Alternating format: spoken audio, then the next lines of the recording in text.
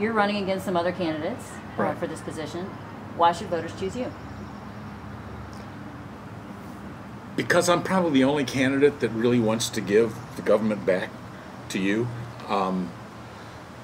Politicians have this thing about solving problems, and solving problems is good, except that when it transcends solving problems into tinkering, which is what we've got now. We've got politicians who think they can, if they solve enough problems, that they'll transform society into this utopia and paradise like Cuba, and it just doesn't. It isn't going to work. You're trying to perfect the imperfectible, and they just they think they can do it, and they keep doing it. So they keep passing more laws and more regulations, and government keeps growing, and that's how it happens.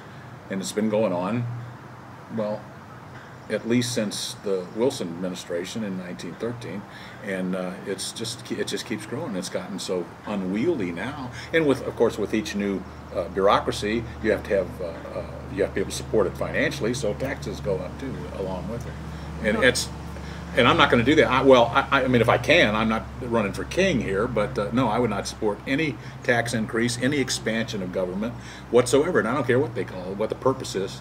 Well, given that answer, it will be interesting to see how you respond to the next question, Okay. which is, list what you believe are the 3 most significant issues facing Missouri now, and how would you address those issues, and what financial and non-financial costs would be your...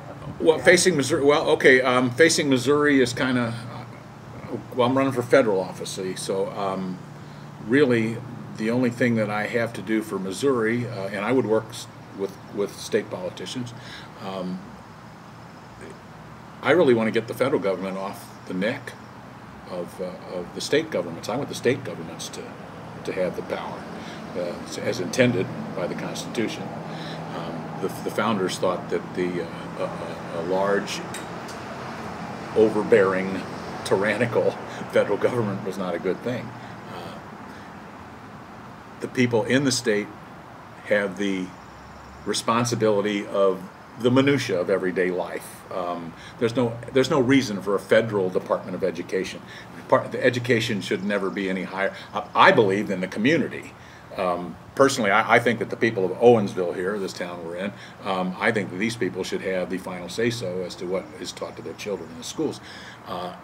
I'll settle for the state Department of Education, but I think the community, and I think that's a great example of what I'm talking about. So states' rights, would there be 2 other issues that would guide you when you're thinking about your Missourians as you're in the federal government? Like, other than getting, I wouldn't, unfunded mandates, that's, when federal government passes rules, laws, whatever you want to call them, regulations, and passes them on to the state and then makes the state responsible for them financially, I'm sorry, that's unacceptable. And they do it all the time. Not to mention the fact they exempt themselves from it. That's one of my favorite things too. Federal government exempting themselves. I believe, I'd love to know, I'd like to do some research on this and find out when the first time that actually happened, where they passed a law for the rest of the country and then specifically said they don't have to follow that law. I think when that happened, had the founders been alive at that time, that they'd have been up there with the pitchforks that day.